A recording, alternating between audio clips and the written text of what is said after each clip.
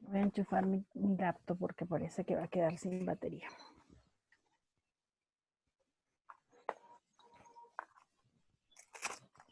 ¿Estamos? ¿No? No, denme un segundo. Sí, yo haré lo mismo por si acaso, la enchufaré, por si acaso. Sí, ya estoy en 10.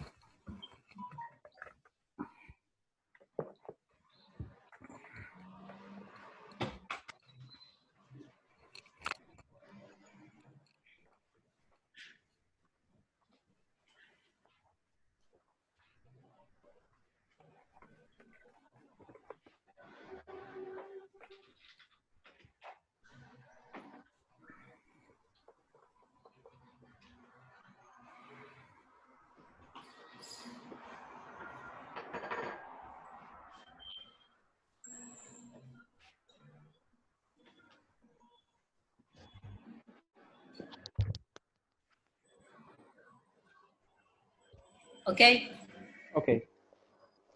listo. Entonces, ¿estamos listos, Brad? No, espérate un segundo, que se está cargando para ir la transmisión. Ah, ya, ya. Pero ahora sí, ahora sí. Ahora sí.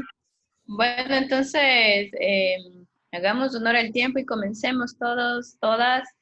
Buenas tardes a los que nos están viendo y a los que nos verán en el futuro. Esta es la tercera ronda de las prácticas contrahegemónicas volumen 3, que es una práctica de reflexión acerca de aquello que resiste, aquello que se opone y aquello que se construye en resistencia o planteando alternativas a la hegemonía que a veces nos oprime. Entonces, estamos esta tarde, noche, con María Cianci, a la que conocimos en los talleres de educación popular. Nos ayudó a formar un nuevo lenguaje que no hemos practicado. María trabaja en ALER y es una educadora popular desde la radiofonía. También está con nosotros Daniel Bryan, que es un educador activista por una educación justa, trabaja con comunidades de la Amazonía y de la Sierra en un proyecto que se llama Pacha y Sana, en un proceso de intercambio justo y de horizontalidad de aprendizajes con estudiantes extranjeros. Y también está Lenin Santa Cruz, un artista, hijo de los oficios populares, digamos, y que está repensando el arte y sus relaciones desde lo popular con la academia, y está pensando también qué significa la educación popular y cómo nos relacionamos con ella en diferentes momentos. Por ahora voy a moderar yo. Cualquier pregunta que tengan, tal como lo indica Bradley por el chat, va a ser recibida por el chat del Zoom o por el chat de la página de Facebook Prácticas Contrahegemónicas.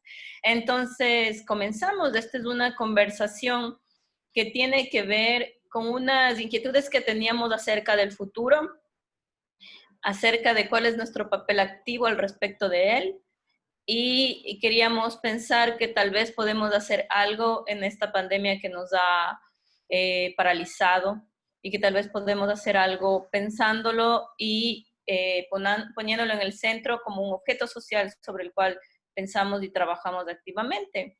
Así que en esta tercera ronda nos vamos a dedicar a la a la educación, tal como una consecuencia de la ronda anterior. Y para eso vamos a comenzar esta conversación preguntándoles a nuestros invitados qué hacen ustedes, cuáles son sus proyectos actuales, sus proyectos de vida también, dónde están, con quién trabajan, cómo ha cambiado su trabajo durante la pandemia. Comencemos sabiendo estas cosas que son comunes a todos. Les cedo la palabra.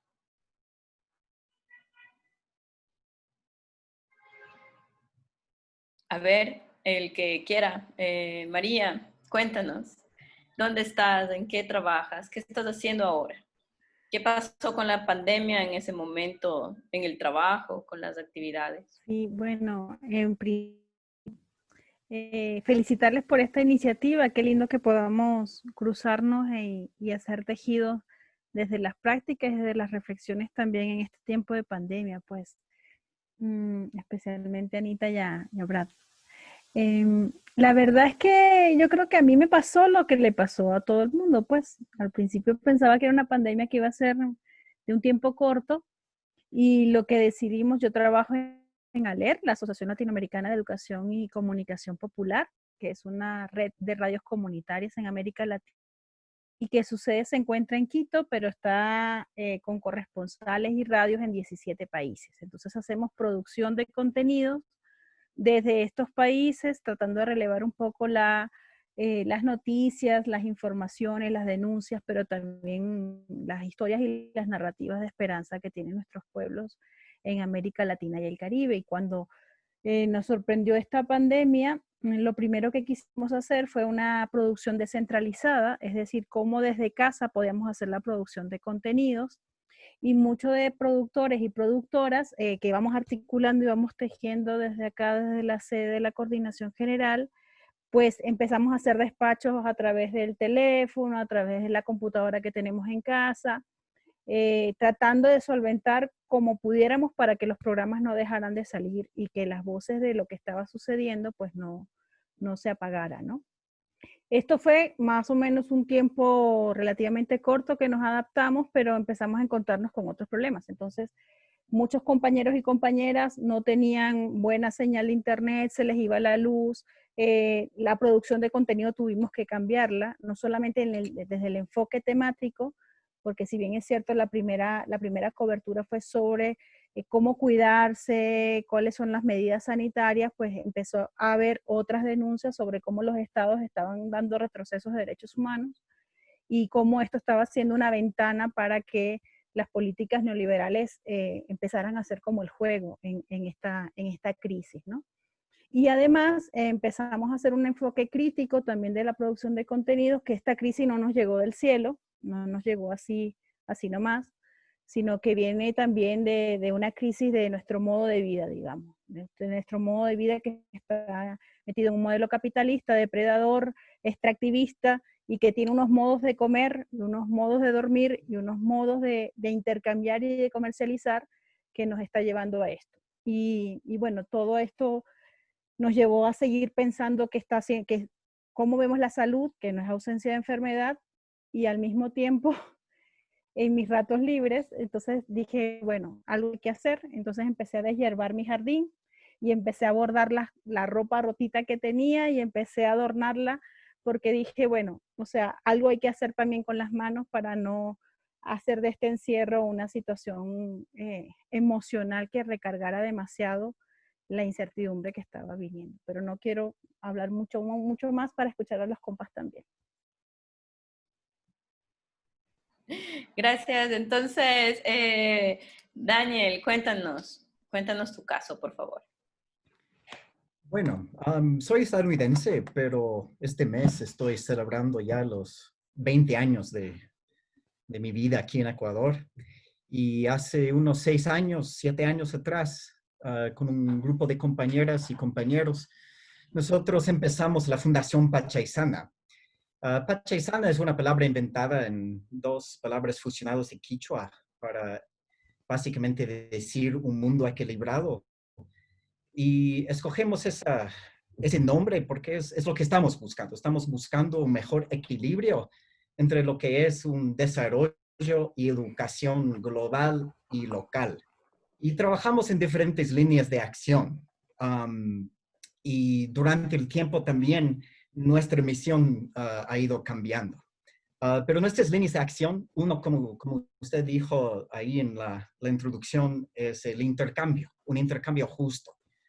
Varias personas que pertenecen a nuestro grupo, nuestra fundación, al inicio, antes de iniciar la organización, nos dimos cuenta que la educación obviamente es muy institucionalizada y cuando hablamos de intercambios, estamos hablando de básicamente aprovechamiento, que es muy similar a lo que hacemos aquí en vínculo con la colectividad, que es básicamente la universidad que llega a la comunidad, no solamente con proyectos, programas de educación, pero también con una agenda. Entonces nosotros queríamos buscar una manera de hacerlo más justo, pero también descolonizadora. ¿Cómo podemos enfocar la educación de verdad en la comunidad? ¿Qué es lo que realmente una comunidad desea? ¿Qué quiere para salir adelante de su manera? ¿Y cómo podemos en la educación respetar las diversas epistemologías, saberes que existen dentro de las comunidades cuando estamos planificando un pensum de estudios, por ejemplo? Entonces, co-creamos todo lo que nosotros hacemos con las comunidades participantes. Trabajamos con comunidades en la Amazonía, especialmente en Pastaza y Napo, y también trabajamos aquí en la Sierra, en Quito y cerca a Quito, especialmente con la comunidad o diferentes comunidades en Pintag, fuera de Quito. Nosotros trabajamos bastante en lo que es el arte y la narración, porque creemos mucho en el poder de las historias para cambiar la educación. Muchas veces cuando estoy viajando, promocionando nuestros programas, porque para sobrevivir necesitamos estudiantes que vienen, porque ellos básicamente a través de sus universidades invierten el dinero para seguir generando los trabajos que estamos haciendo al nivel local. Entonces, recibo muchas veces la pregunta, ¿qué es como el objetivo final del trabajo que están haciendo? Y nosotros soñamos grande, que me parece excelente para este panel aquí. Soñamos grande diciendo que nosotros esperamos la transformación completa del sistema de educación superior y ser un gran, como parte de eso, de ser un impulsor de ese cambio. Pero nosotros creemos para cambiar la educación, para cambiar sistemas, primero hay que cambiar las historias. ¿En qué creemos? ¿Cuáles son las historias que realmente nos definen? ¿Y cuáles son las nuevas historias que queremos crear como comunidad? Y cuando hablo de comunidad ya empieza a ponerse un poco complicado, porque nuestro enfoque es la comunidad local siempre, pero también tenemos que darnos cuenta que las comunidades locales ya no viven en aislamiento del mundo en sí. Entonces vemos la interconexión entre la comunidad local y la comunidad global.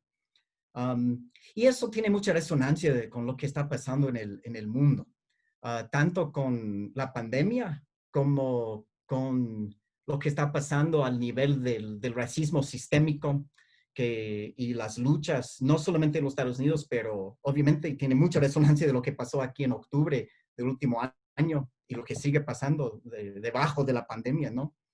Que es una reinvención de nuestra historia. Entonces, eso es lo que nosotros hacemos. Nuestro programa en inglés se llama Rehearsing Change, que es básicamente ya ensayar el cambio. ¿Cómo podemos primero practicar en un sitio seguro ese cambio para poder ya salir y hacer esa revolución que estamos buscando? Utilizamos bastantes metodologías desde la pedagogía popular, basados en Freire, pero también desde del teatro del oprimido. Entonces, pensando mucho en otro brasileño, Augusto Boal. Entonces, voy a dejarlo así para también escuchar a todos y veamos cómo vaya desarrollando la conversación. Y muchas gracias por la invitación. Muy bien, entonces es el turno de Lenin Santa Cruz. Cuéntanos qué estás haciendo ahora. Hola, gracias Anita, Bradley, Compass por la invitación. A ver,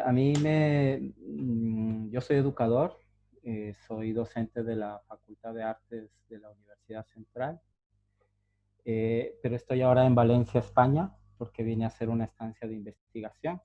Y bueno, me ha agarrado la pandemia en contrastes. Primero fue el susto de que Europa le agarró el virus y después fue el susto de que el virus pasa al otro lado y nos damos cuenta de las grandes diferencias y los grandes problemas que también tenemos entre cómo se gestionó la crisis de lado y lado, ¿no? y cómo también hay unos procesos históricos ahí de los cuales también deberíamos leer, qué es lo que sucedió y esas, no sé, me pareció muy fuerte leer el proceso inicial acá y luego ver lo que empieza a suceder en resonancias allá en Latinoamérica. También pertenezco a la escuela Otra Hoja de Ruta. Colaboro también con un equipo, el Cluster de Educación Popular en Quito, de la escuela Otra Hoja de Ruta. Y esta escuela se preocupa por repensar las trayectorias de educación popular. Es una respuesta en sí misma a la hoja de ruta para la educación artística generada por la UNESCO, que de alguna manera genera cierta alianza o va de la mano con con todo este sistema del pensamiento creativo que viene de la mano con la creatividad del neoliberal de inicios del siglo XXI y que finalmente despolitiza en cierta medida el rol de la educación artística, ¿no? En ciertos contextos educativos. Entonces, la escuela reúne un conjunto de educadores de distintos contextos que buscar desarrollar proyectos contextualizados, es decir, cómo podríamos repensar la educación artística desde procesos locales, otras historias y desarrollar estas otras historias. Y bueno, también estoy haciendo una investigación, que es por lo que estoy aquí en Valencia, haciendo una instancia de investigación pensando en nuestros propios procesos de educación artística en la Facultad de Artes. A mí me preocupa en realidad un poco en la línea de Brian, ahora nos decías un poco sobre transformar la educación. Mi preocupación estaba en por qué no nos hemos transformado.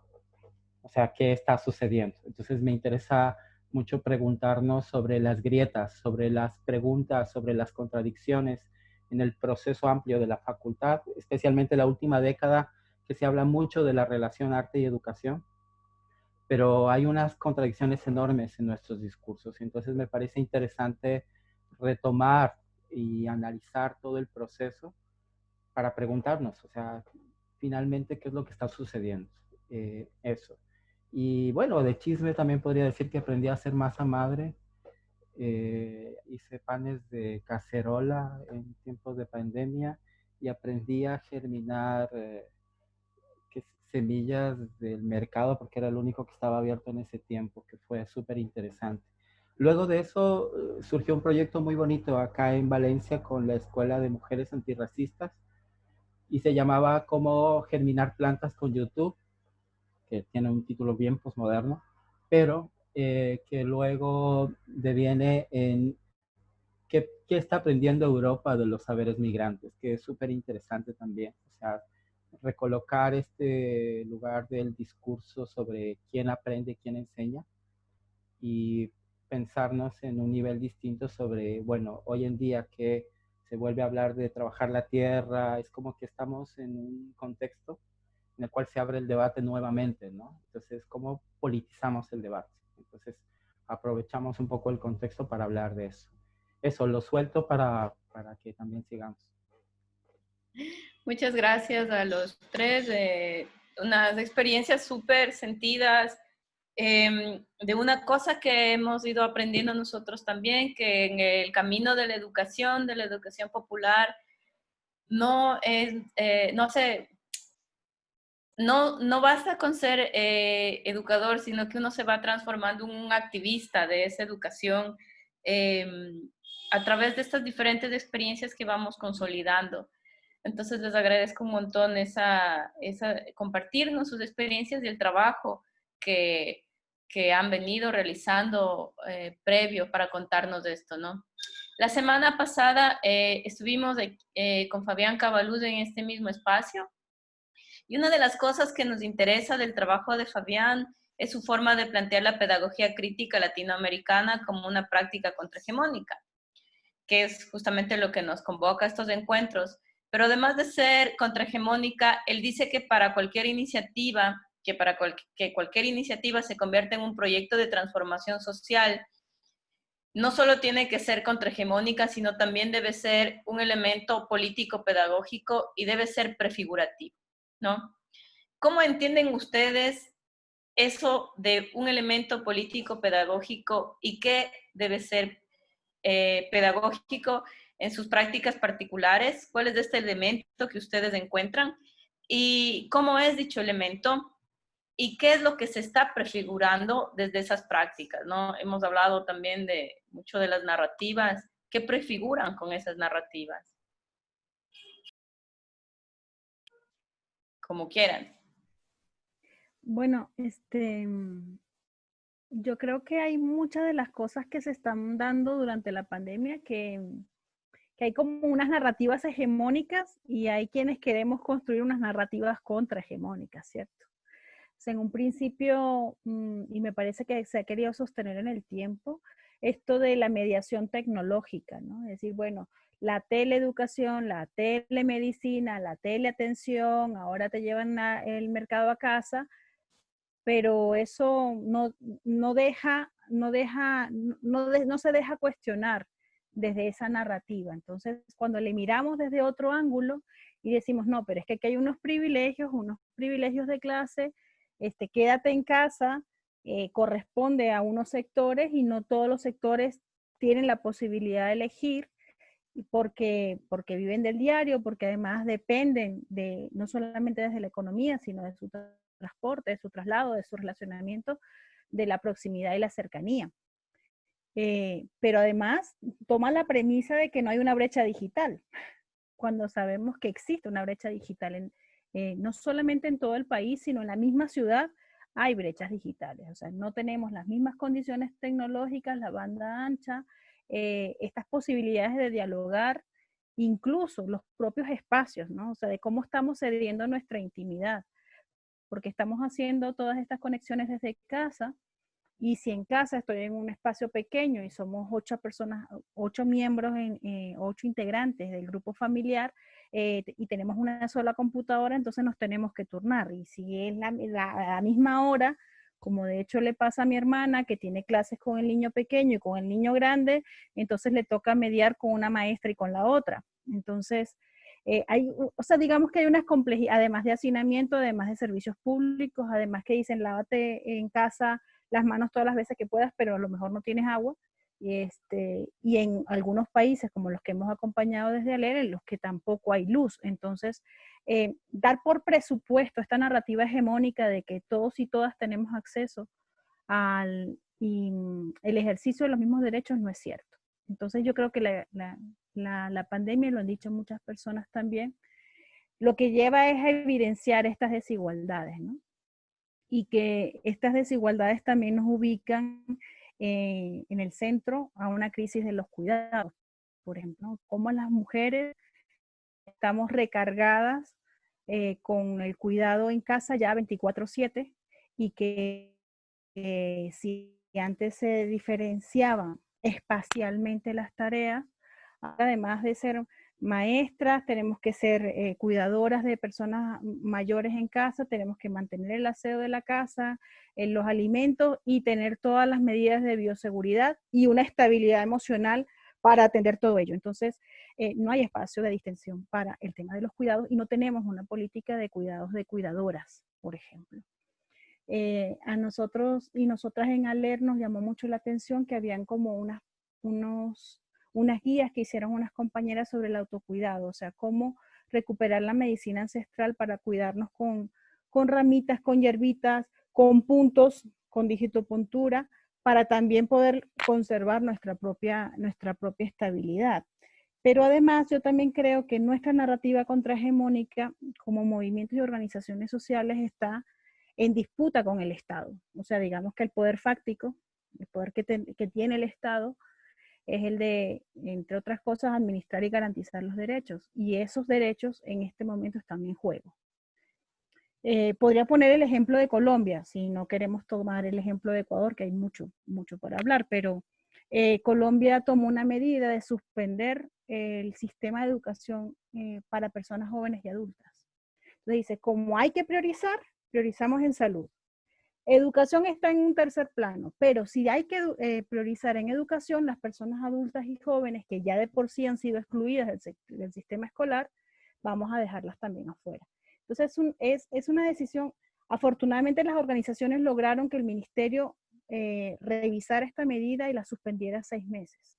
Pero no sabemos si dentro de 6 meses vuelve otra vez, y esa es una tendencia que posiblemente se amplíe en América Latina. Entonces decir, bueno, ¿qué calidad de educación o qué acceso a la educación tenemos si el Estado mismo considera unas prioridades donde la salud es incuestionable, porque hasta ahora ha sido un argumento que no tiene contranarrativa, y sobre ello se atenta contra los derechos, por ejemplo, de movilización social, de protestas de privatización, mercantilización y otros? Ahí dejo unos titulares nomás.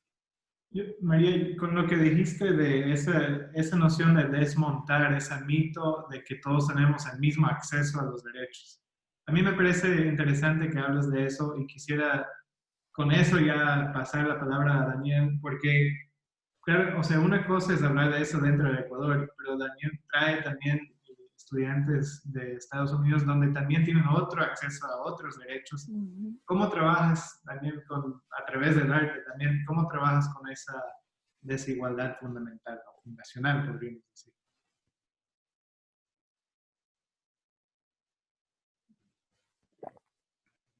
María, ¿ibas a contestar o No, contesto? adelante, adelante, Daniel, ahí nos vamos cruzando. Ya. Bueno, nosotros, como dije, nosotros tenemos que ver todo básicamente como una historia que estamos creando. Porque todo dentro de la narrativa tiene resonancia en la vida real, digamos. Entonces, si vemos como una historia por sus elementos, podemos ver, por ejemplo, el quién, el qué, el dónde, el cómo.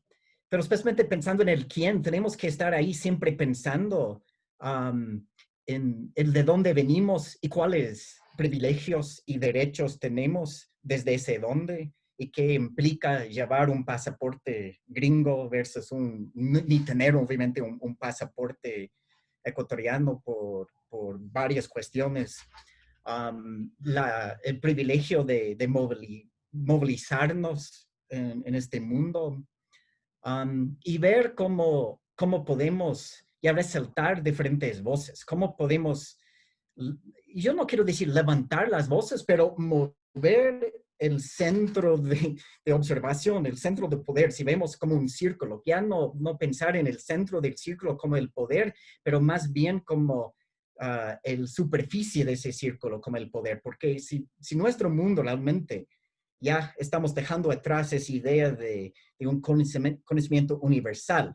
Y si estamos realmente pensando que somos una pluriversalidad de voces, para acceder a diferentes voces tenemos que estar ahí en la frontera de ese círculo. Entonces, nosotros realmente estamos tratando de salir de ese centro, de salir de ese poder y reubicarnos en las zonas periféricas, ¿no? Periférico. Entonces, la idea es también de ahí nombrar qué es, cuando llegamos ahí, cuál es nuestra lucha, cómo creamos un equilibrio de los diferentes privilegios, de los diferentes derechos, y cómo nombramos esa lucha, cómo nombramos el mundo que queremos crear. ¿Y cuáles son los conflictos entre los diferentes privilegios y derechos que tenemos? Y es muy importante ya crear esa distinción entre privilegio y derecho, porque pasamos mucho tiempo hablando de derechos sin dar énfasis en los privilegios que vienen por cuestiones de ciudadanía, por cuestiones de género, por cuestiones de raza. Y todo eso nos lleva a esa idea de patriarcado, ¿no? Que por las últimas generaciones, pero especialmente en esta, ya la conversación de la presión desde el patriarcado está llegando a todo el mundo, ¿no? Estamos reconsiderando, reinventándonos, rompiendo creando ya las historias para romper las estructuras que sostienen el patriarcado. Y tenemos que hacerlo desde todos lados, especialmente ya pensando en el dónde, en las historias el dónde. hemos institucionalizado la pedagogía, hemos institucionalizado la educación y tenemos que básicamente desaprender toda esa educación institucional que hemos recibido durante este tiempo. Y eso es un proyecto colectivo, pero también personal. Dentro de nuestro equipo estamos pasando por un tiempo ahorita, aprovechando de la cuarentena, en que estamos analizando a nosotros mismos y cómo nosotros tenemos que desaprender lo aprendido de lo institucional, que sea la institución de las escuelas, de las universidades, de las iglesias, de las familias, de la sociedad en sí, ¿no? Del capitalismo. Y eso me lleva al cómo contamos historias, ¿no? Que tenemos que contar la historia con el todo. Tenemos que pensar no solo en la voz y escuchar las voces, porque algunas personas no pueden hablar, ¿ya? O no sienten cómodos en hablar. Entonces también tenemos que ver las historias dentro de los cuerpos. Y no solo el cuerpo de una persona, pero los cuerpos colectivos de comunidades enteras. Y como estaba hablando María, una de las cosas más importantes es realmente para desmantelar el patriarcado. Tenemos, lo que yo voy a aprender más y más cada día, tenemos que ver esto desde lo femenino. Tenemos que ver cómo hemos, especialmente, hablamos especialmente aquí en Ecuador, yo siempre he visto como un montón de mamitis, pero una despreciación de la mujer al mismo tiempo. Entonces hay un conflicto que estamos experimentando y tenemos que realmente ver cómo las mujeres han tenido que asumir en todo, especialmente si estamos hablando de mujeres de razas minoritarias, es como han tenido que asumir toda la opresión y si realmente queremos romper esa opresión, tenemos que pensar en una pedagogía política enfocada, en mi opinión, en una reconsideración primeramente desde una lente feminista. Pedagogía feminista, popular. Sí, de Eso, acuerdo. y emancipatoria. Yo Dale. pensaba no sé, siguiendo la misma línea, en que si hacemos una trayectoria entre octubre y ahora esta pandemia, pues ha sido muy evidente cómo el trabajo de cuidados, el trabajo invisibilizado, o sea, en los distintos niveles, ¿no? Yo recuerdo, y sí me gustaría hacer la analogía, estábamos en la Facultad de Artes recibiendo indígenas que llegaban de las comunidades y había un trabajo invisibilizado de muchos estudiantes, no invisibilizado en mal plan, me refiero a que era el que sostenía la posibilidad de que haya gente al frente en primera línea también, de que la gente salga, es decir, realmente existía un cuidado. Ahora, lamentablemente luego yo me vine aquí a España, pero yo sentí una fuerte necesidad de incorporar esas preguntas que salían del problema que implicaba darnos cuenta de lo importante que es cuidar del otro, pero también de lo complejo del propio sistema de la colectividad, ¿no? Que es como finalmente nos dimos cuenta de la interdependencia que existe entre campo, ciudad, entre la propia sostenibilidad de un paro, incluso la empatía que tenía que ver con hacerse cargo o sea, no solamente quedarse, sino hacerse cargo, limpiar baños, o sea, había mucho trabajo ahí por detrás. Entonces, yo creo que como para seguir la línea en torno a cuál es el elemento prefigurativo pedagógico, me parece que son las condiciones, cuál es la estructura, cuáles son las condiciones en que se levanta toda esta forma de la que estamos hablando. Dicho de otro modo, cuáles son estas bases materiales, quién sostiene, o como cuando decimos, quién lava los platos, o sea, cuando logramos decir, quién lava los platos en el colectivo y entendemos y reflexionamos sobre eso, sobre las relaciones en torno a lo cotidiano, estamos también colocando en el centro del debate que todo es parte de la educación. O sea, no son solo los conceptos, sino que la educación implica el cómo yo me relaciono con el otro, incluso en cómo yo disputo esta relación y cómo yo disputo el poder y qué tipo de poder queremos construir juntos o no. Y a mí me parece que esas son preguntas que sí nos dejó el paro y que nos deja también la pandemia ahora, porque nos suelta un problemón enorme, ¿no? De darnos cuenta que hay una interdependencia enorme, o sea, se vuelve muy importante la escuela, la universidad, por más que queramos traspasar todo a un formato en línea, finalmente no, es que no es posible, el encuentro nos va a atravesar, tendremos que hacer algo más, pero aparte de eso, hay todo un trabajo que se desborda y que no se está midiendo. Entonces yo creería que por un lado es cómo se construyen esas reglas de juego antes de armar un proyecto. O sea, para mí, y en el caso del cómo hemos trabajado, o cómo he trabajado los proyectos, es hacer visibles las condiciones, o sea, cómo nos organizamos, cuál es la mirada política, cuáles son nuestras intenciones incluso, y transparentar esas intenciones y ponerlas en un debate, que es complejo. Cuando hablamos de la pesadilla de la participación, ¿no? Es una pesadilla, pero es un ejercicio político en el cual efectivamente aprendemos de esa pesadilla, en el proceso en el cual nos disputamos la relación política con el otro. Y yo creo que por ahí hay como mucha configuración pedagógica de lo que queremos repensar cuando hablamos de repensar nuestras formas de trabajar, incluso. Eso. Muchas gracias, Lenin. Siguiendo un poco esta línea en la que estamos dialogando, me quedo pensando, como decía Daniel, sobre cómo mover, ¿no? Cómo descentrar, cómo la práctica educativa podría tener un principio de descentramiento, pero al mismo tiempo, como él ha planteado, marcado por un objetivo grande y ambicioso, como es la transformación del todo, ¿no? En ese sentido, y tomando en cuenta todos los privilegios y todo su correlato en el discrimen que llevan también, ¿no? La otra moneda la otra cara de esta moneda llamada privilegio.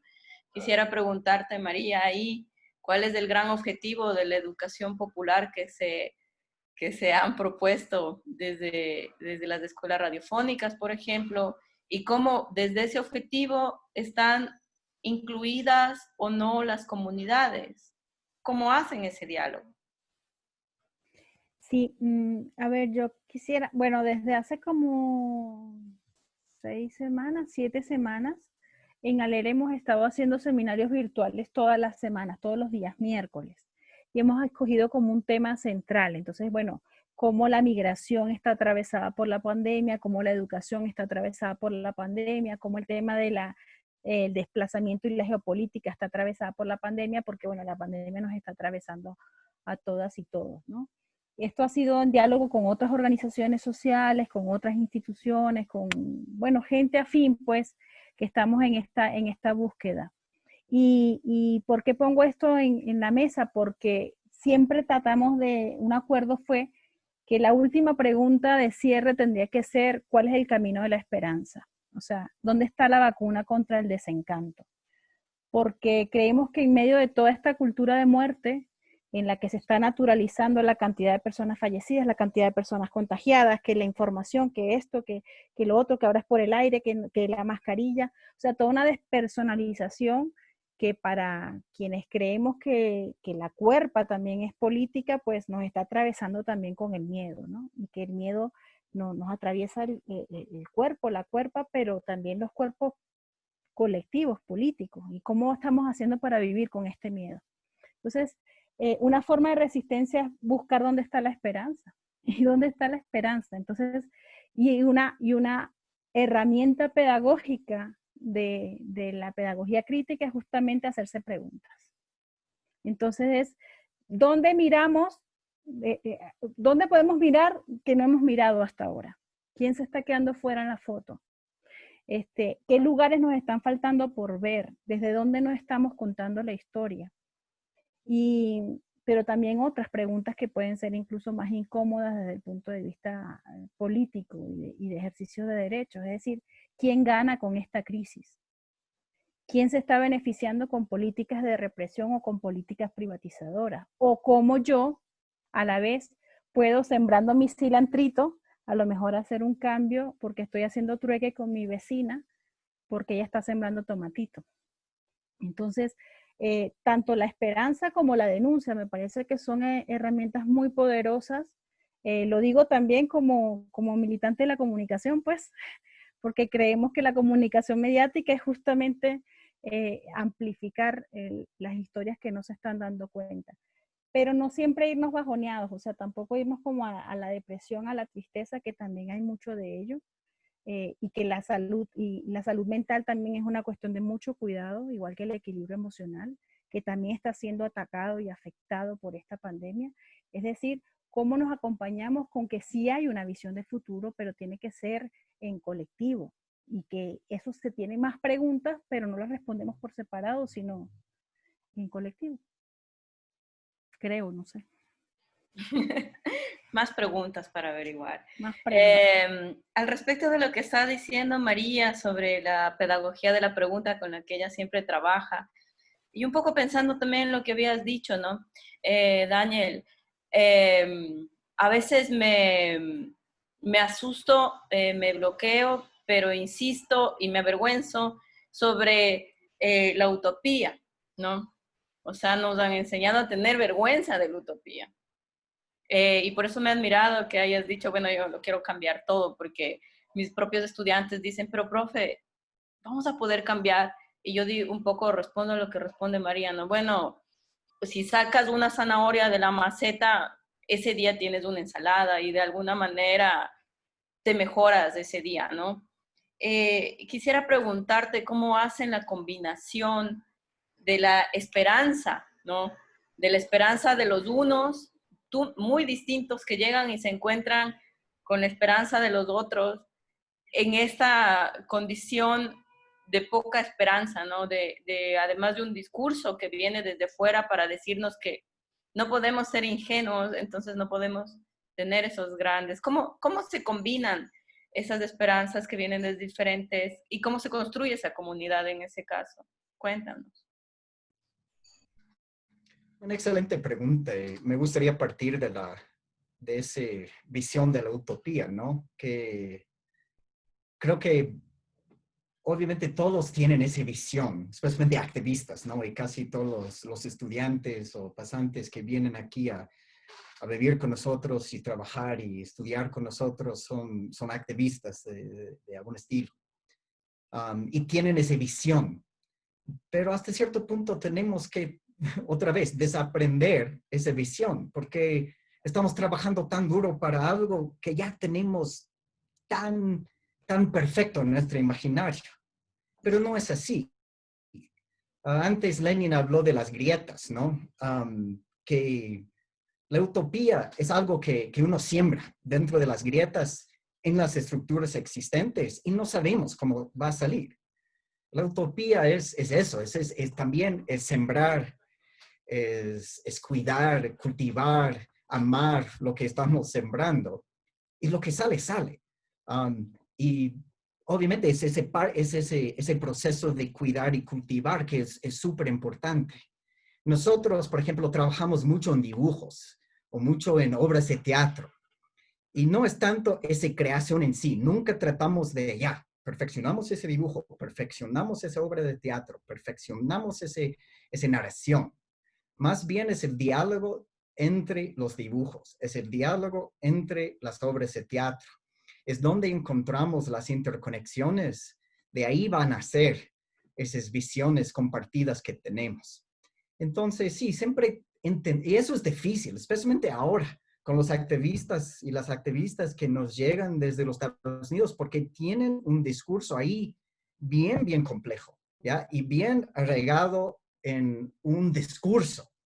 Y cuando lleguen aquí, no tenemos el mismo discurso. Entonces, tenemos que hablar de que sí estamos sembrando juntos, pero no vamos a usar los mismos términos, no vamos a hablar igual. Entonces, tenemos que reconceptualizar completamente cómo estamos cuidando y reconceptualizar el espacio en que estamos trabajando. También vemos la pedagogía no solamente como el aprendizaje, pero la co-creación de conocimiento. Entonces, cada espacio que nosotros, en que estamos trabajando, tenemos que realmente ver ese espacio como una de las grietas. Tanto como ahorita en el Zoom, podemos ver grietas, ¿ya? En los cuadros entre nosotros hay unas líneas, ¿ya? Esas líneas negras que parecen solo divisiones son oportunidades. Entonces, por ejemplo, en mi pantalla, Bradley está a mi izquierda, ¿no? Entonces, si nosotros como sembramos juntos dentro de ese como grieta, ¿ya? Podemos sentir la interconexión y podemos empezar a dialogar acerca no solamente de la visión que tenemos, pero la acción que acabamos de hacer y cuáles son las siguientes acciones que tenemos que hacer conjuntamente. Es ese proceso donde existe la esperanza, ¿ya? No es esa utopía imaginada del futuro, es el proceso de crear. Yo creo que, y bueno, creo que seguramente Lenny nos puede hablar de eso, porque lo que acabas de describir, Daniel, también modifica el concepto de arte, ¿no? Porque dices, o sea, estamos dibujando, estamos haciendo obras de teatro, pero la obra, perfeccionar la obra no es el objetivo. Y bueno, eso me hizo recordar, con Ana, hace años hicimos un proyecto en un barrio, el barrio Nigeria aquí, y bueno, nuestra directora hace tiempo nos decía, ¿y ese proyecto qué tiene que ver con el arte? Pero me parece que ese cultivar y ese cuidar y ese sembrar en esos espacios es también un proceso artístico, ¿no? Y no sé, Lenin, si nos puedes decir cómo conceptualizan el proceso artístico justo en esa línea que están describiendo María y Daniel también. No sé, ¿cómo tendríamos que repensar el arte para poder cumplir con ese reto? ¿O ya está dentro del arte? ¿Cómo lo ves tú? Qué preguntota. Pues yo creería que primero es un ejercicio también de desaprendizaje de lo que entendemos por arte, ¿no? Del peso, de lo que se nos ha dicho sobre arte, que tiene que ver también sobre un peso colonial. O sea, sí hay una práctica que en la Another Roadmap muchos compañeros le llamaron la necesidad de descolonizar el currículo de educación artística también. ¿Por qué? Porque sí hay posibilidades de pensar ejemplos propios. También hay posibilidades de colocar en el centro al arte y ubicar también al arte como un problema, como parte de un problema de representaciones, porque es que en sí mismo estamos representando, o si representamos a otro, hay una mirada sobre cómo trabajamos la mirada. Yo pensaba mucho en estos ejemplos de cada vez que me preguntaban, ¿no? ¿Qué podemos, cómo pasamos esta línea entre arte y artesanía, que es un problemón? Sí, porque finalmente tiene que ver mucho más con esta gran división de sentidos y el reparto de lo sensible también. Y pensaba mucho en que para ello hay que no solamente descolonizar, sino desprovincializar la idea de que el arte tiene un centro, ¿no? Hay que mandarnos otros centros posibles, ¿no? Pero tampoco relativizar. Entonces, es un ejercicio de reflexión y de reconstrucción constante. Pero yo creía que en realidad, en el fondo, lo que tienen en común, más allá de seguir pensando las diferencias, un punto que a mí me parecía bastante interesante era que todas las prácticas a las cuales apelamos, por ejemplo, en campos de educación popular, yo había trabajado con artesanos, por ejemplo, con carpinteros. La pregunta sobre cuál es el sentido político que le das a una práctica y cómo esta práctica interfiere o interpela al modo en que estamos entendiendo el mundo. Eso en sí mismo tiene un sentido estético y una estética política, que es de lo que tanto hablamos en arte, ¿no? Cómo interpelamos el modo en que ha habido un reparto de la sensibilidad en el mundo, ¿no? Cuando un artesano se disputa un lugar político, cuando genera una voz propia, cuando reconstruye esa voz, cuando siente que su trabajo tiene origen y le da un origen a este trabajo. Pero yo creo que en realidad las prácticas artesanales o las que se encuentran en el campo no reconocido de las artes sí tienen un plus que tiene que ver con una búsqueda de lo colectivo. O sea, y a mí me parece que ahí lo que en un momento había sido una desvalorización por hablar de la no autenticidad de una práctica, me parece que es en sí mismo el valor de esas prácticas, la capacidad de relacionar formas de construir este sentido del mundo. Ahora, yo quería conectar también con algo que veníamos diciendo, o sea, ¿por qué son políticas estas prácticas o cómo esto puede interpelarnos un sentido político del mundo? Porque finalmente es un ejercicio de imaginación posible. Es decir, la imaginación es política. Cuando nosotros recolocamos y ponemos en tela de juicio el mundo que existe como tal, el siguiente ejercicio es organizarnos. Pero el primer ejercicio es poner en tela de juicio. O sea, ¿qué pasaría si? Me parece que es el primer paso y me parece que este tipo de prácticas colocan en tela de juicio el mundo como lo vemos, ¿no? Cuando tanto las prácticas, cierto tipo de prácticas artesanales como artísticas también. Eso por un lado. Por otro lado, no sé si me voy de largo, capaz, ¿sí? Es que es un tema que a mí me atraviesa mucho. A mí me parece que también hay posibilidades de pensarnos en términos de una estética política colectiva. O sea, no hace mucho tiempo pasamos de la estética moderna, donde hablábamos de la contemplación del sujeto que contempla un objeto, ¿sí? Ahora, hace mucho se ha estado repensando esta idea de que la estética interpela la noción de lo colectivo y de los comunes, es decir, cómo reconfiguramos el sentido del mundo. Entonces, no es una forma específica, es como a través de esto repensamos colectivamente cómo queremos construir el mundo, lo interpelamos en sí mismo. Entonces, me parece que sí hay formas de relacionar, y ha habido, y más que yo creería que no es un problema de ahora vamos a hacer que las prácticas artesanales, no sé si se escuchó, pasó una moto, ahora las vamos a poner como artísticas. Me parece que más que ese ejercicio de subir al pedestal algo, ¿no? Es sostener el sentido político de esas prácticas. O sea, yo preferiría eso, que es por qué un artesano repite un mueble de la misma forma que otro lo hizo varias veces. Porque hace poco estaba enloquecido con una historia de un cocinero que te decía, bueno, cuando tú haces algo con las manos y lo repites muchas veces como te lo enseñaron antes, tú no solamente estás produciendo una comida cualquiera, sino que estás recordando mientras haces.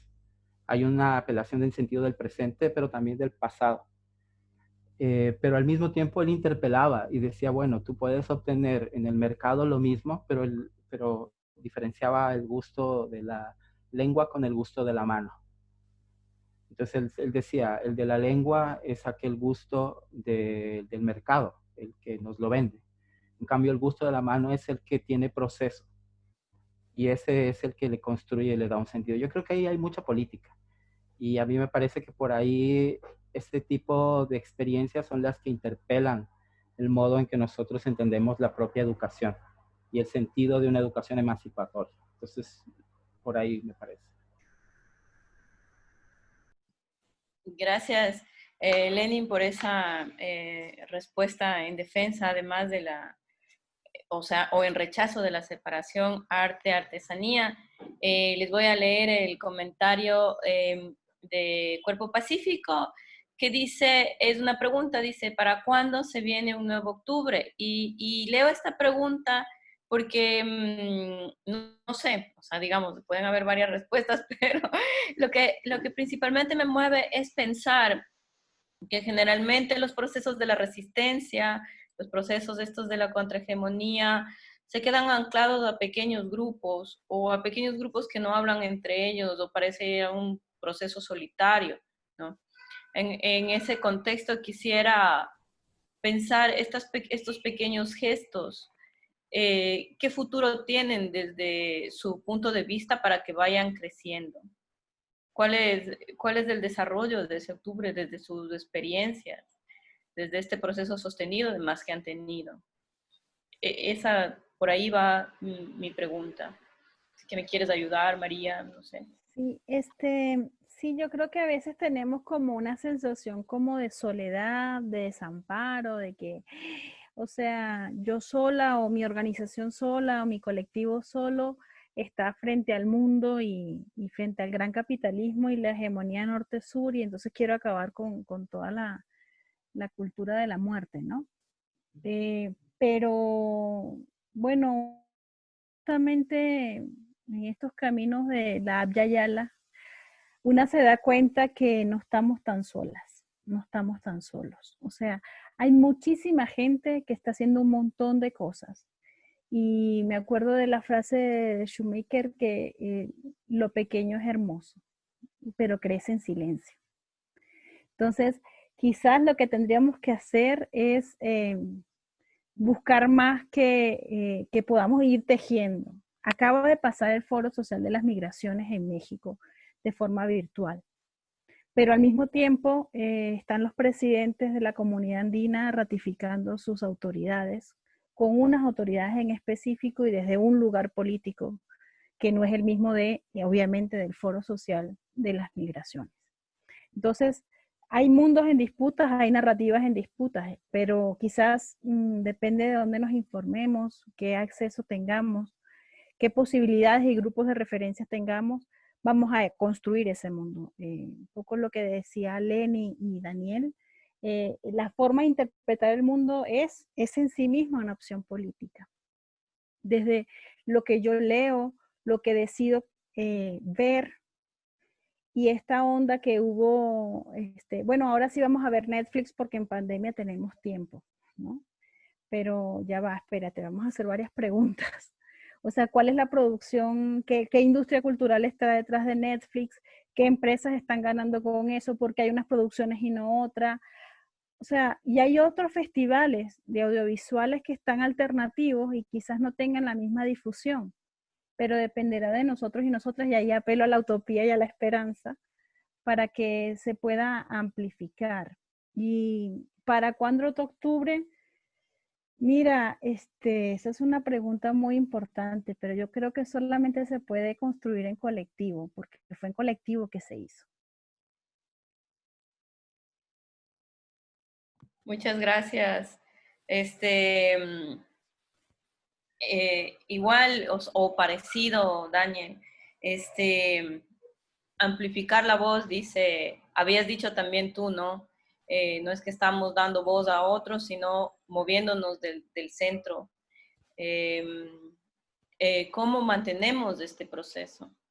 ¿Cómo seguimos descentrando, digamos?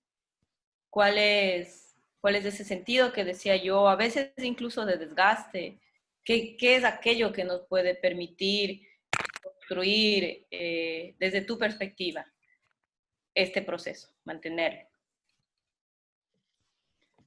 Bueno, para mí es reflejar un dicho, y no recuerdo de dónde viene el dicho, pero creo que hay muchas formas de este dicho, que es básicamente la acción más radical de este mundo es una memoria larga, que somos excelentes para olvidar. Y lo que vi en octubre del último año fue básicamente un reencuentro con nuestra memoria colectiva y viendo esa memoria como activismo, como resistencia. ¿Y cómo digo eso? Y no estoy hablando del sacrificio y de la lucha de los pueblos ancestrales, nuestras comunidades indígenas que llegaron a Quito. Estoy hablando de ellos, pero no solo de ellos. Estoy hablando de tantos aliados, de comunidades agrarias mestizas que por la primera vez, porque yo trabajo directamente con ellos, están diciendo con mucho respeto que yo también soy indígena. Y es un vínculo con esa memoria colectiva y viendo esa memoria como mi forma de resistir el capitalismo, el consumismo, el patriarcado. Y eso es yo como cuando veo al futuro, es de ahí también queda la esperanza, ¿no? Y fueron los gestores de la memoria que vimos también como todos los que estaban apoyando, es como para los que fueron al Parque del Arbolito durante ese tiempo, ¿quiénes estaban ahí liderando el movimiento de ayuda humanitaria? Los artistas, los gestores culturales, entre otros, pero especialmente los artistas y gestores culturales que vieron eso como también mi proceso, ¿ya? Porque para poder realmente recrear el mundo que queremos, tenemos que ver nuestra identidad cultural no como un museo, ¿ya? No podemos ver el folclore. Ya estamos dejando de ver el folclore del pueblo indígena, estamos viendo la humanidad, la riqueza y cómo eso forma parte de quienes somos, ¿ya? Y entonces ahí yo veo no solo la esperanza, pero el trabajo. Nosotros estábamos en la mitad de un semestre y tuvimos unos planes y obviamente teníamos que cambiar. Y nosotros enfocamos la segunda parte del semestre en cómo podemos examinarnos. Estuvimos en Pinta, cómo podemos examinarnos, reflexionar y crear acción creativa para crear o para expresar nuestra solidaridad con el pueblo indígena, pero también solidaridad con un futuro anticapitalista, un futuro humanista. Entonces, otra vez, regresa a la acción colectiva, creativa, que yo vi claramente durante ese tiempo. Y eso fue claro también en el 13 de octubre, cuando la gente empezaba a conversar, ¿no? El gran diálogo, ¿ya? ¿Qué fue la gran diferencia? Tuvimos políticos analizando números, analizando una situación racionalmente, y tuvimos otra gente que sentía esa creatividad, que estamos creando un nuevo mundo. Y obviamente por eso, básicamente todos los que vieron ese diálogo, vieron que un lado tenía creatividad a su lado y el otro tenía solo racionalidad y una racionalidad muy limitada. Violenta también. Gracias. Perdón, pero claro, hay una violencia, o sea, justo con lo que dice Daniel, hay una violencia cuando salimos de ese modelo folclórico. O sea, también el centro de poder reacciona frente a esa creatividad con una violencia tremenda, ¿no? Pero a mí me encanta soñar con ese futuro y creo en eso, de hay que accionarlo, pero también hay que estar fuertes y listos porque van a responder a esa creatividad. Perdona, sí. Igual, Lenin, te quería así como también preguntar en esa larga memoria que también está presente en los objetos de los oficios y de las artesanías, por ejemplo, y en esa larga memoria que está separada de la corta y oficial memoria que nos promocionan.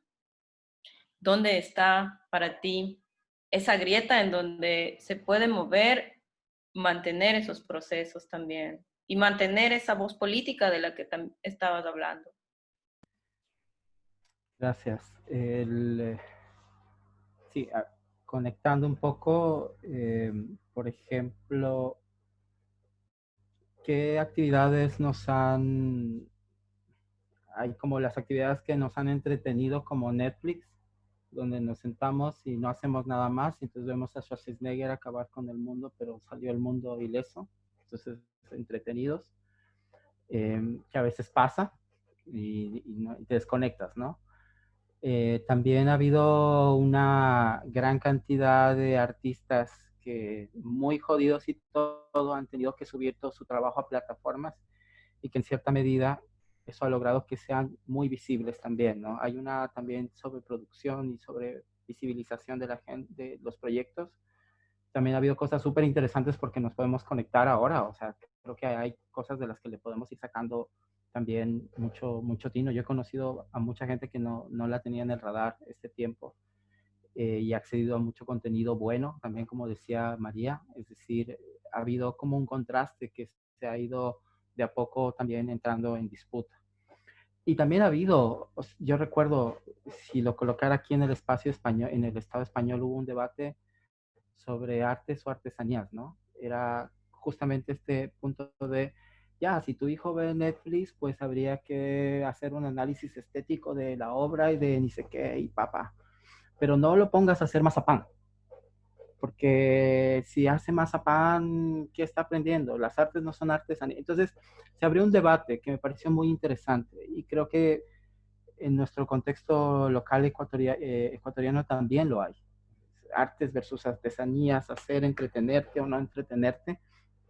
A mí me parece que por un lado, por sobre todo, o sea, por sobre todo habría que recordar que ahorita en la pandemia vivimos una situación traumática. O sea, realmente lo es. Y en ese sentido, el valor que tienen todo este tipo de prácticas, desde hacer mazapán, figuras de mazapán, tal cual, aprender a hacer pan, o sea, darnos un tiempo para calmarnos, pintar incluso, o sea, todas están en el nivel del bien colectivo y de la salud. Y yo creo que por un lado también apelamos a que las artes transmiten un ejercicio de bienestar colectivo. Ahora, cuando yo trabajo o cuando me intereso por los oficios y por los objetos, pienso justamente en esa noción de bienestar colectivo.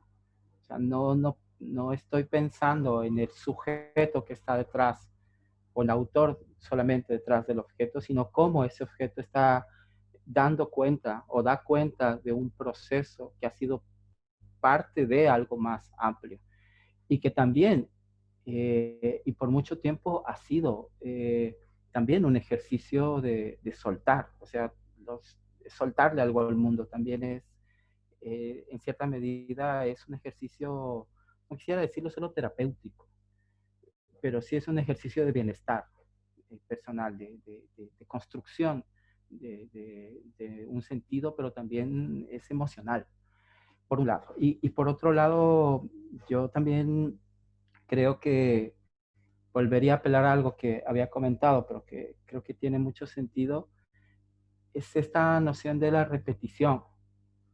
O sea, a mí me parece que en los objetos, en estos cosas que existen en nuestra cotidianidad, ya recuerdo, ya hilé, lo siento, me perdí un poco, pero empecé con estas cosas de la mazapán porque decía, ¿qué cosas hemos hecho ahora en este contexto de la pandemia y cómo evitamos que volvamos a la nueva normalidad, que es la misma de siempre? Y entonces, ¿cómo nos aferramos o cómo trabajamos esas cosas que hemos de alguna manera aprendido, ¿no? Y que ha pasado a mucha gente que de repente se acuerda que eso lo hacía con su madre, o que lo hacía con su padre, o que lo hacía con su abuela, o que empiezas a conectar. Y a mí me parece que hay ahí mucho por trabajar. Es decir, cómo estos objetos, estas prácticas nos permiten conectarnos con este sentido de lo comunitario también, pero también cómo nos permiten reconectar con aquello que pensamos que no tenemos porque no somos indígenas, ¿no? Algunos decimos, bueno, yo no soy indígena, no me conecto con tal cosa, pero en el fondo todos tenemos, o sea, todos estamos ligados de alguna manera con una abuela, con una madre, con algo, con alguien, con algún alguien, incluso repensar nuestra propia narrativa, volver a leer nuestra propia historia colectiva a través de los objetos que estamos haciendo me parece súper valioso, porque finalmente es un ejercicio de bienestar colectivo, o sea, es volvernos a pensar, que es parte de este ejercicio de volvernos a reinventar, pero no un vaciamiento de sentido del reinventarse como de lo que estábamos hablando, ¿no?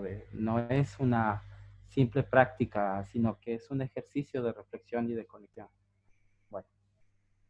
Yo ahí voy a sumar una preguntita, Ana, ¿me dejas? Dale, sí. Y también cómo no nos dejamos dominar por la tecnología como herramienta de desmovilización popular. Eso también puede ser un riesgo importante, digamos, ¿no? Porque no podemos marchar en la calle sino a 2 metros de distancia y solo 20 personas. Entonces, ahí hay una cosa que tenemos que ir reflexionando más en colectivo para no desmovilizarnos, creo. Uh-huh. La semana pasada Alejandro llamaba la atención sobre la necesidad de ya, de alguna manera, vernos cara a cara, porque no sé a veces si los tuitazos alcanzan a hacer a decir lo que estamos sintiendo.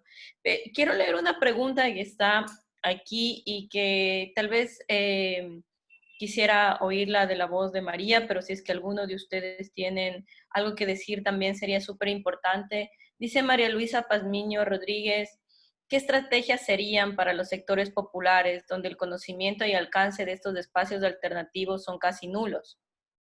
Y el único medio de un entretenimiento es la televisión nacional, donde sabemos que el contenido es fatal, ¿no? O sea, también estamos abocados a eso y son nuestras realidades.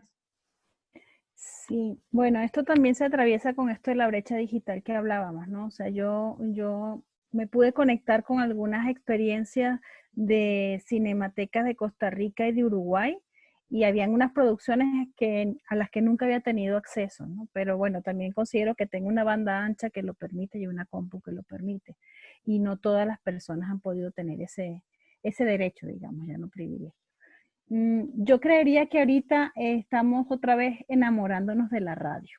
Tengo que decirlo, discúlpeme la autorreferencia, pero es que la verdad es que la radio está ahorita en el lugar al donde no está llegando el smartphone, donde no llega el teléfono inteligente. Y entonces la radio, las experiencias que hemos levantado y compartido desde ALER y desde radios comunitarias y populares en general del continente, ha sido primero de compañía, porque además no solamente pone música, sino que está dialogando, porque la gente manda mensajitos, porque hay alguien que te está escuchando. Y hay alguien que se está amplificando tu voz. Pero también para hacerte llegar información útil, y darte como esa visión de esperanza. La radio ahorita está llegando, por ejemplo, en este caso, estamos viendo en la red amazónica, entonces no hay internet, no hay buen internet, pero siempre hay una radio con pilas. Entonces, ahí estamos como reenamorándonos y toca a radialistas, ahí me pongo de este lado y me pongo de un lugar no tan cómodo, pensar en otros formatos, ¿no? En cómo romper estos formatos, cómo hacer una disrupción de formatos, de estéticas que rompan con esta visión tan clásica que hemos aprendido en las escuelas radiofónicas y que lamentablemente a veces repetimos en las radios populares. Creo que se están haciendo experimentos muy, muy interesantes. Ahorita, por ejemplo, hay niños y niñas que se conectan con mensajitos de voz, se mandan por, no quiero decir la marca porque sería publicidad de emplazamiento, pero por una plataforma que utilizamos en el teléfono, se manda un mensajito de voz, lo descargan los productores y productoras y entonces ahí se están mandando saludos entre niños y niñas de poblaciones distantes. Entonces, digamos, volver a retomar estos medios que parecían casi olvidados, casi olvidados y decíamos la cenicienta de los medios tradicionales. Y nuestro reto ahora es buscar cómo amplificamos y cómo diversificamos los formatos, las estéticas para conseguir esa producción de sentidos que queremos. Bueno, podría darles muchos más ejemplos de canciones que se están haciendo en colectivo, de muchos otros programas de radio revistas que también se están haciendo en radio y que creo que ahorita pues estamos llamados todos y todas a hacer podcast y compartir todas las producciones que hagamos, ¿no?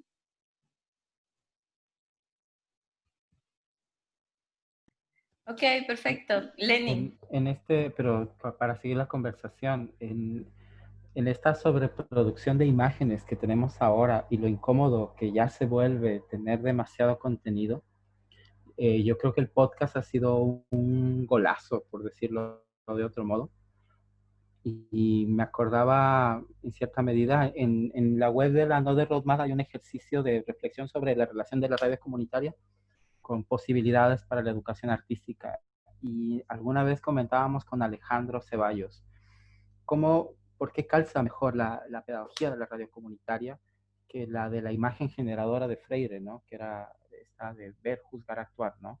Y una imagen que tienes ahí, porque claro, la radio interpela los sentidos, no preconfigura el diseño de lo que estamos pensando, sino nos da la posibilidad de reinventar constantemente. Y a mí me parece que eso ha sido lindísimo porque han emergido, me han llegado un montón de podcasts y me di cuenta que descansas más, pero además en el contexto que estamos viviendo que te tienes que movilizar en la casa, entonces estás barriendo y escuchando, es volver a esa lógica de llevarte el objeto contigo y no tener que estar presente totalmente. A mí me pareció que la radio respondió mejor que en muchos casos. Como volviendo al principio cuando hablábamos de, bueno, ¿qué educación estamos teniendo ahora? A mí me preocupa que se ha dado casos en que cambiamos el mismo formato de la clase a la computadora sin recordar que estamos viviendo este problemón, que el mundo se nos está cayendo y que, o sea, no podemos exigirla. ¿Cómo construimos nuevamente una sensibilidad frente a lo que estamos trabajando? Y a mí me parece que en el caso con la radio, esa sensibilidad, hay cierta tactibilidad sensorial, ¿no? Que se recupera. Bueno, eso no es. Gracias. Me acordaba de las clases que recibí sobre la comunicación popular. Perfecto. Tenemos a gente viéndonos y les voy a contar que dice por acá Javier García. Dice que siempre es posible sembrar y construir esperanza, utopía y buen vivir desde la vulnerabilidad y marginalidad social. El arte es una herramienta poderosa porque tiene la posibilidad de llegar a todos y posibilita la capacidad de reflexionar sobre la importancia de lo colectivo y de lo comunitario. Y al respecto, y como trabajadores de las artes, Daniel, por ejemplo, que está ahí en el mundo de los cuerpos, en esta conformación de comunidades, de un diálogo de diferentes, ¿cómo te funciona a ti el arte ahí? ¿Cómo nos puede funcionar el arte a todos? Bueno, dentro de las comunidades, obviamente tenemos que pensarlo desde varias perspectivas, porque uno, no es muy fácil solo empezar a expresarse, ¿no? Nosotros trabajamos más en artes escénicas, aunque también utilizamos otros artes. Pero todos quieren contar historias, entonces tenemos que realmente vincularnos por ese lado, ¿no? Que el teatro es un diálogo a través de historias. Entonces nosotros sí, lo que buscamos es asegurar que todos pueden compartir su realidad, que sea un estudiante internacional o un miembro de la comunidad local. Y si estamos enfocados en cómo podemos tejer historias, si realmente eso es nuestro enfoque, uno se escucha, ¿no? Es como, escucha al otro porque tenemos que crear algo nuevo, ¿ya? Entonces, para mí y eso es algo que hablé en la última pregunta, que tenemos que ver el progreso, ¿no? Como una historia o un teatro puede estar en diálogo con otro teatro, como un grupo que tal vez está compuesto por estudiantes internacionales y personas de la comunidad, como ellos están creando un teatro, presentan y este grupo escucha y como su respuesta, en lugar de hablar o leer algo, ellos pueden crear su teatro como respuesta. Y así empieza un diálogo. Y un teatro, a veces, ustedes tal vez están pensando en como una obra de teatro de unos minutos, algo así. Un teatro puede ser una sola imagen con los cuerpos, ¿ya? Entonces, nosotros podemos como grupo de personas formar un tabló, una imagen, y eso es muy comunicativo, ¿no? Es un teatro en sí.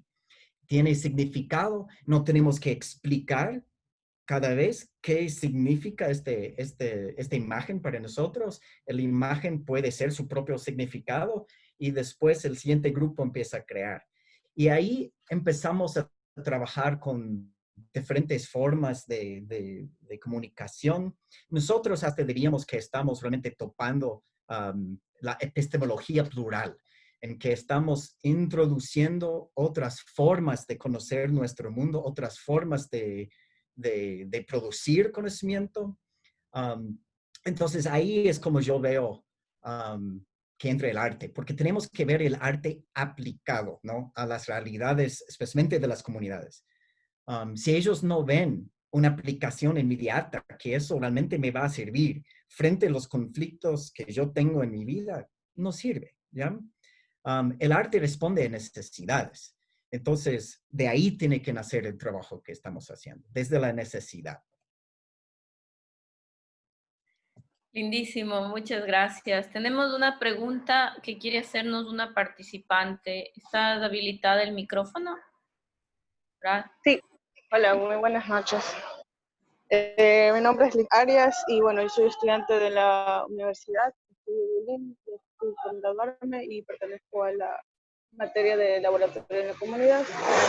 He estado muy atenta a lo que cada uno ha estado diciendo y yo tengo una pregunta a ustedes como educadores, porque veo que hay 2 maestros, o tal vez más de los que yo conozco. Entonces, mi pregunta es basado en ustedes. Lo que yo he entendido en estos diálogos es que nosotros tenemos esa realidad mundial en la cual no podemos desvincularnos uno del otro y hacer diferencia, como tú decías, Ana, con una zanahoria, ¿no es cierto?, de un huerto o hacerle un trueque. Entonces hay cooperación para los que se quieran unir, pero la pregunta es, ¿ustedes como profesores ven a los estudiantes motivados? Porque a veces es muy fácil eh, prender el micrófono y decir, sí, profe, sí se escucha, o cosas así, pero realmente, ¿ustedes cómo pueden darse cuenta de que esta comunidad de artistas con los cuales uno se capacita para tener un raciocinio frente a lo que está pasando? ¿Cómo uno se puede dar cuenta detrás de la pantalla de que si la comunidad estudiantil puede estar al tanto, puede estar motivada? Gracias. Gracias por la pregunta. Yo tal vez comienzo para que también respondan nosotros, pero yo creo que lo que acaba de decir Daniel sobre pensar el arte como una respuesta a una necesidad, yo creo que habría que pensar en la educación de la misma forma. O sea, realmente si vemos que hay un desinterés, bueno, puede ser por miles de razones, ¿no? Pero justo en ese momento de pandemia, a mí me parece que tenemos que replantear la educación para que sea pertinente y para que responda a los problemas concretos, reales que tenemos. Y si ven, yo creo que ese es un problema que sí estamos viendo en ese momento. ¿De qué sirve estar leyendo, qué sé yo, Cervantes en ese momento si no lo aterrizamos, si no lo hacemos pertinente en ese momento? Realmente yo creo que tenemos un quehacer como universidad, sobre todo las universidades, sobre todo las públicas, tenemos un quehacer histórico y es responder a los problemas reales. Entonces, creo que si no lo vemos como una respuesta a una necesidad, desde ahí tenemos un problema fundamental. No sé si los demás quieren también responder a ese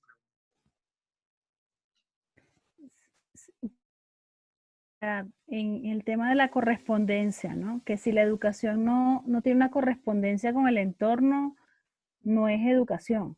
O sea, no es educación popular, o al menos no es educación del sentido político, del proyecto político al que queremos construir, al que queremos abonar.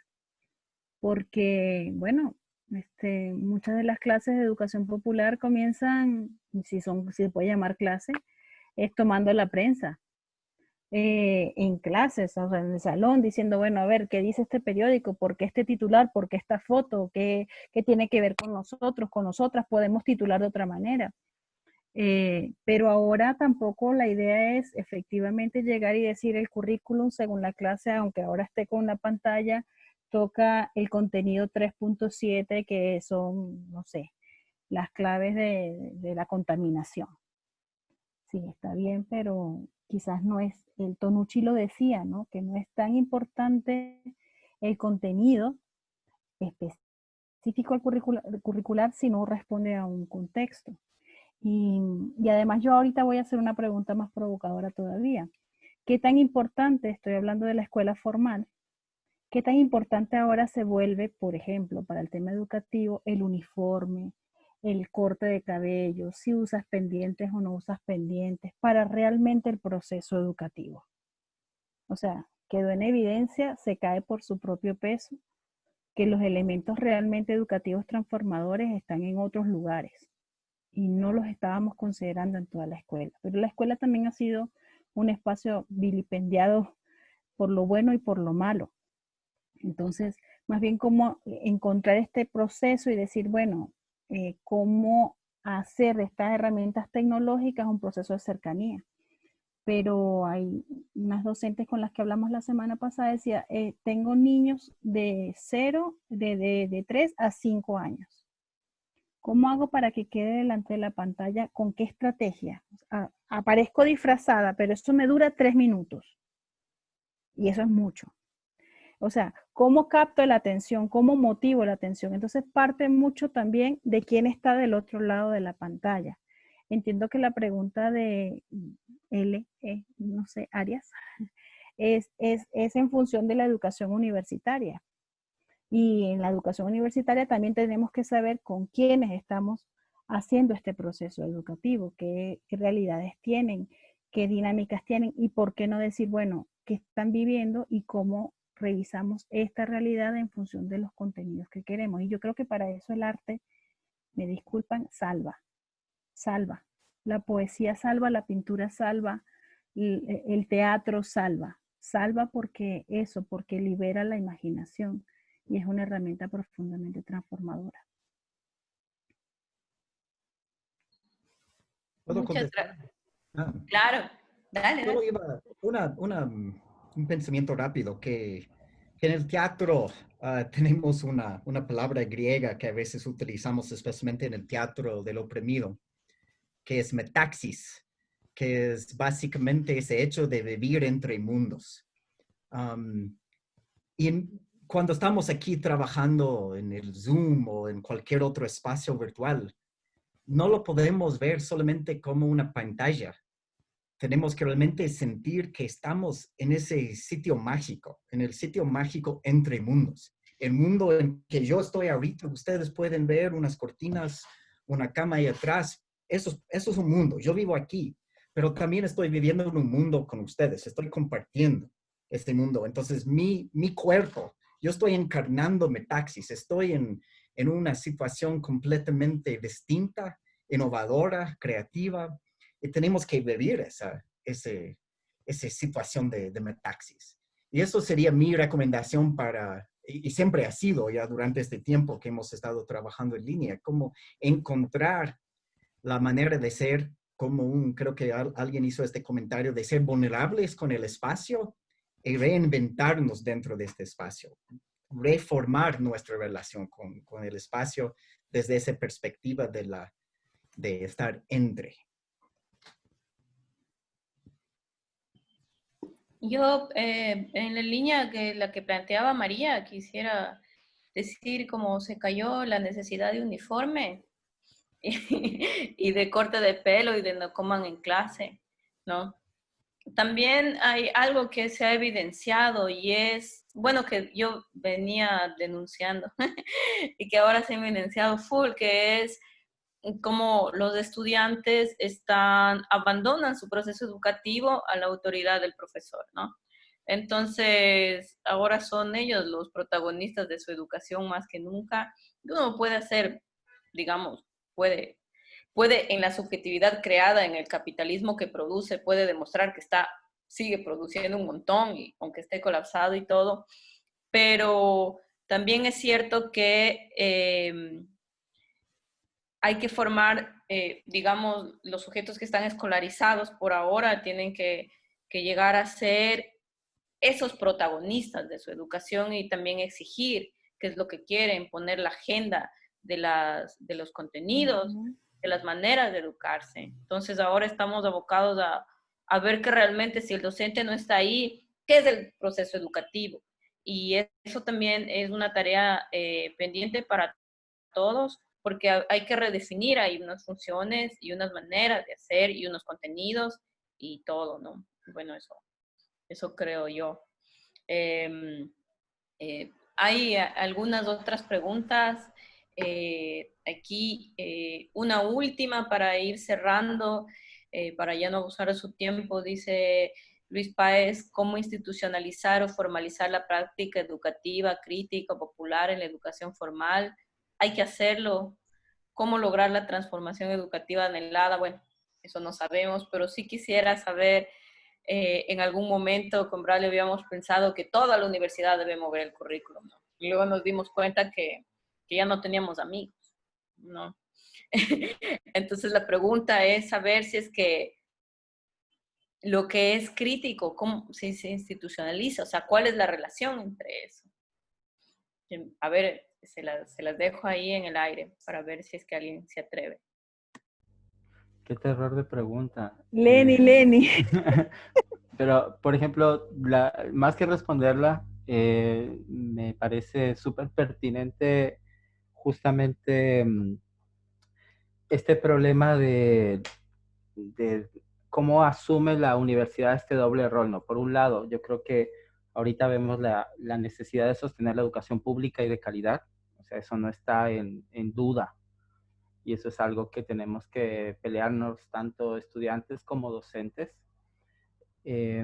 juntas, pero por otro lado, también el colapso del propio sistema de educación y definir que efectivamente la academia tiene grandes problemas que está acarreando hace mucho tiempo. Y yo creo que eso, lo uno no niega lo otro. Yo creo que hay que aceptar también que por la fragilidad del entorno académico y trabajar desde ahí también.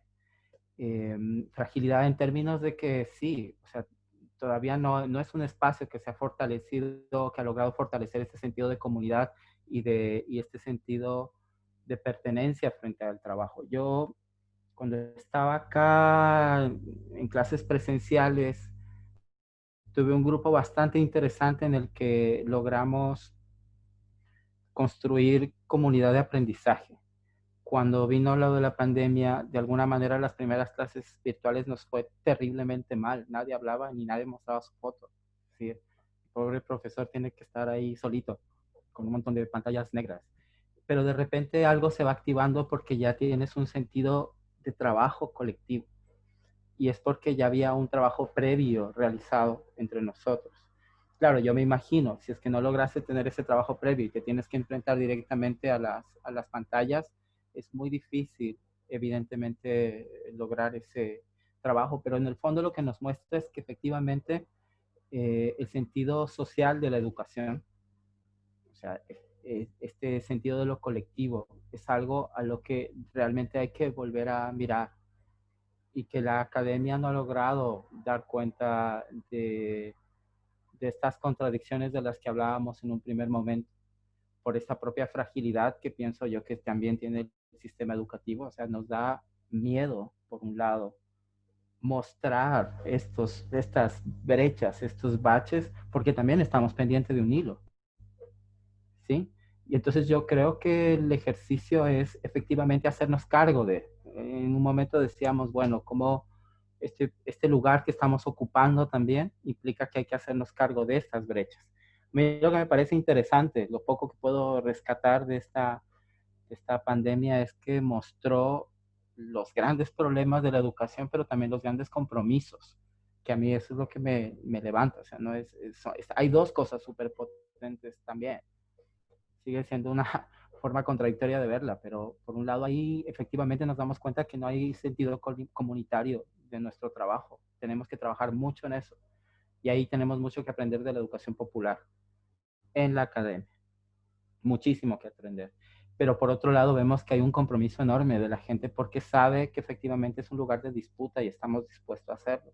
Entonces yo creo que es eso, un poco que volvemos a lo mismo, es interpelar la propia academia a través de procesos que ya están demostrando que funcionan y que interpelan al sentido colectivo. Es decir, si se nos cae el sistema de repente, así siendo apocalípticos, no, digamos, en Internet, para no ser tan apocalípticos, un sentido de lo colectivo implicaría que de repente nos vamos a buscar encontrarnos más allá del profesor, y eso es justamente lo que tú decías, Anita, cuando efectivamente los estudiantes se juntan porque tienen la necesidad de aprender, que hay una intención por aprender, y eso es algo que debemos trabajarlo juntos más allá del contenido, que es lo que decía María, no es solamente el contenido, es el deseo, es trabajar sobre el deseo de aprender, no es el cuánto es 2 más 2, que sí es importante, pero sí es el deseo por querer aprender aquello. Por ahí sería lo que yo creo. Muchas gracias a los tres. Yo creo que ha sido una conversación súper productiva. Yo me quedo con esas palabras de Lenin, de hacerse cargo de, porque, bueno, además de ser una frase jesuita Ignacio de Ellacuría, sobre el cual escribí mi tesis, a mí me parece súper pertinente en ese contexto. Y justamente Ana hace referencia a una propuesta nuestra de eliminar las asignaturas. O sea, realmente nuestro deseo era pensar una academia que se hace cargo de los problemas de la sociedad. Y eso no se puede hacer, creemos nosotros, a través de asignaturas tradicionales, sino que hay que tener un tipo de laboratorio. El problema con nuestra estrategia política, digamos, y por la cual terminamos sin amigos, era que era una agenda nuestra, y ahí llegamos al punto que decía Daniel con esa noción de agenda. Pero nosotros llegamos con una agenda propia, pero no habíamos hecho el trabajo de articularnos con los compañeros.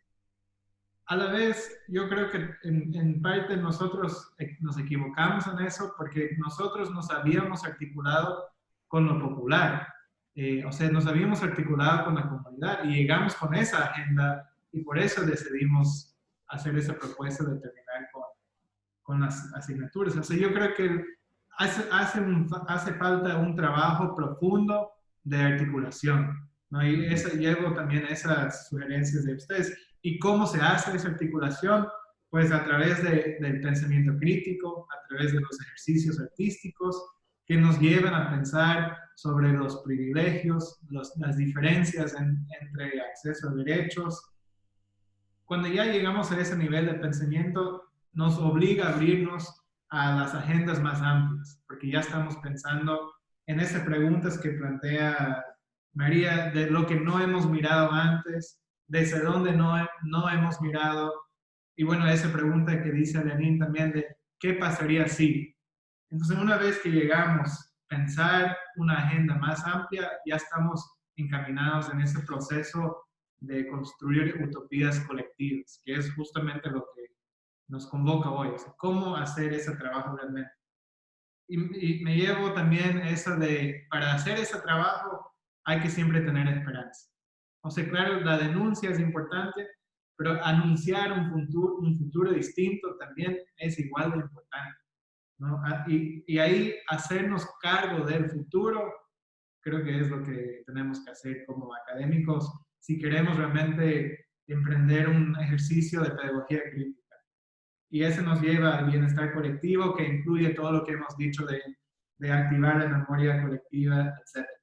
Pero sobre todo hay que hacer eso siempre pensando en responder a necesidades puntuales, ¿no? Y bueno, con eso yo creo que tenemos más o menos un camino trazado y les agradezco a todos los que los que nos están viendo, los que están aquí participando. La siguiente semana las prácticas contrahegemónicas siguen. Vamos a estar el jueves de 6 a 8, ahora hablando justamente del tema de vínculo con la comunidad, con diferentes encargados de diferentes instituciones de educación superior. Entonces, muchas gracias por estar con nosotros hoy y nos vemos la siguiente semana. Gracias. Bye. Gracias. Gracias. Gracias, chao. Chao. Adiós. Bueno, ya ahí terminé lo de Facebook.